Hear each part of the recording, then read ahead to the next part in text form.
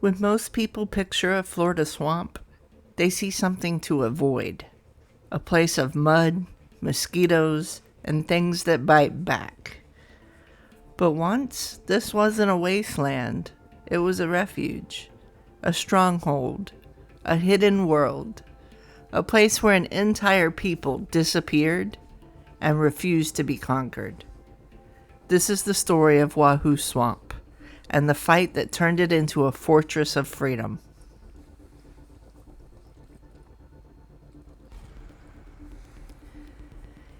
In the 1830s, the United States passed the Indian Removal Act, a policy designed to push Native peoples off their land and west of the Mississippi. For the Seminoles, that wasn't relocation. That was a line in the sand.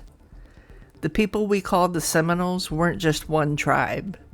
They were a coalition, Creek migrants, indigenous groups, and black refugees who had escaped slavery. Different origins, same purpose, freedom. Even their name reflects it. Likely derived from cimarron, meaning runaway. And when removal came, they didn't comply. They vanished.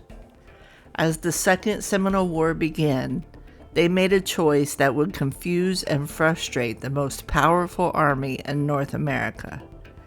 They went into the swamps, into places like Wahoo Swamp, a place soldiers called gloomy and dismal, but to the Seminoles, it was home.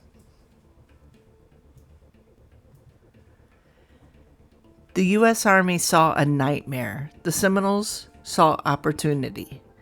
Instead of building towns that could be found, they built villages on hidden tree islands, small pockets of dry land buried deep in the wetlands. Their homes, chickees, were open, breathable, and perfectly suited to the climate. Invisible from a distance. Gone if you didn't know where to look. And this wasn't survival. This was a system. They farmed corn, beans, and squash, raised cattle in the sawgrass, fished the rivers, hunted the forests. They didn't just hide from the war, they outlived it. And tying it all together, canoes. Not just transportation, but strategy. The swamp's twisting waterways became highways. While soldiers struggled through mud and sawgrass, Seminole warriors moved silently, swiftly, striking without warning, and disappearing just as fast. The swamp wasn't just protection, it was a weapon.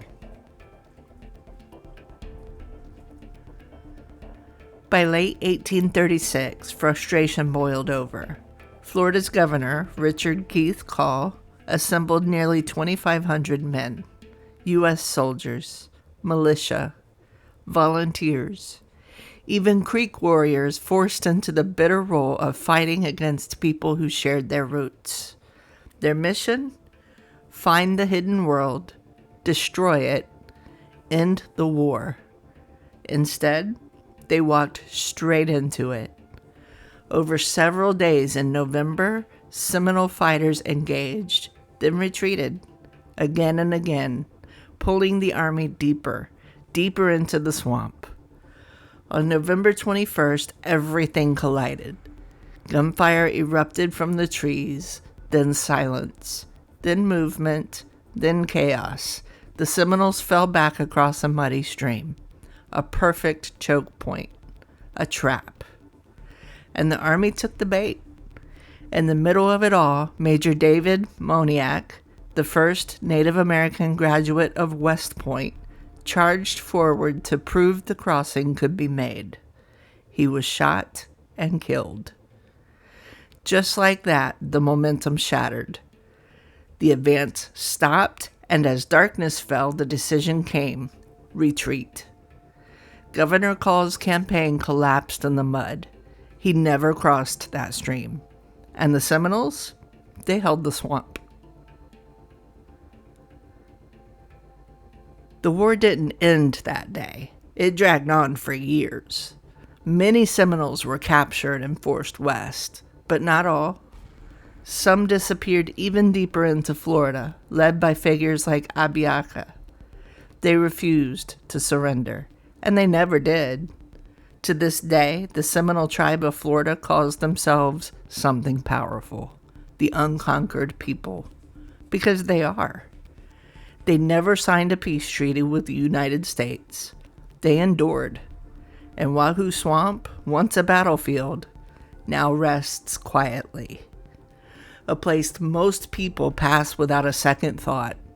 But beneath the water, beneath the trees, history still lingers.